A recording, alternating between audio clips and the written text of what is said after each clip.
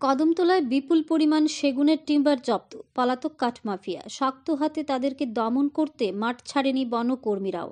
কদমতলা বিটের দায়িত্ব নেওয়ার পর থেকেই একের পর এক সাফল্য অর্জন করছেন ইনচার্জ অভিজিৎ দাস। জানা গেছে, ইনচার্জের নিকট গোপন খবর আসে রবিবার ভোরে বেশ কিছু সেগুনের টিম্বার পাচার হবে কদমতলার 40 দ্রোণ এলাকায়।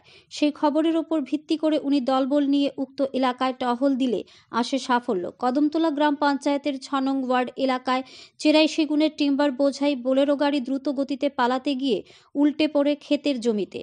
পরবর্তী সময় বনকর্মীরা ঘটনাস্থলে আসার পূর্বে টিম্বারগুলো ফেলে গাড়ি নিয়ে পালিয়ে যায় কাঠ মাফিয়ারা। খবর দেওয়া হয় ধর্মনগর মহকুমার রেঞ্জ কর্তা সুপ্রিয় দেবনাথকে। উনি ঘটনাস্থলে উপস্থিত হয়ে সেগুনের টিম্বারগুলো গাড়িতে বোঝাই করে নিয়ে যান ধর্মনগর মহকুমা অফিসে। এক সাক্ষাৎকারে রেঞ্জ কর্তা সুপ্রিয় দেবনাথ জানান, এদিনের অভিযানে প্রায় 70 ফুটের মতো চেরাই সেগুনের টিম্বার উদ্ধার করেছে বনকর্মীরা, যার কালোবাজারি মূল্য আনুমানিক লক্ষাধিক টাকার ওপরে হবে। পাশাপাশি বনদস্যুদের বাগে আনতে এ ধরনের অভিযান অব্যাহত থাকবে বনকর্মীদের। ধর্মনগর থেকে নিজস্ব প্রতিনিধির রিপোর্ট, আরই ধর্মনগর।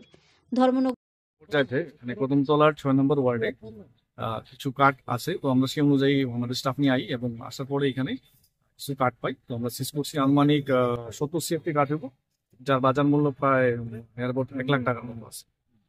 না, কাউকে আমরা এখানে স্পটে পাইনি, তো কাউকে আটক করতে পারি। আমাদের যে এফপিও আছে এবং আমাদের ধর্মনগর রেঞ্জের যারা স্টাফ আছে তারা আমরা 7 অ্যালার্ট থাকে এবং রেগুলার পেট্রোলিং আছে। তো এর লিগে আমরা প্রায় সময় সাফল্য পাইতেছি এরকম, এবং চেষ্টা করবো আগে যাতে এরকম ভাবে করতে পারি।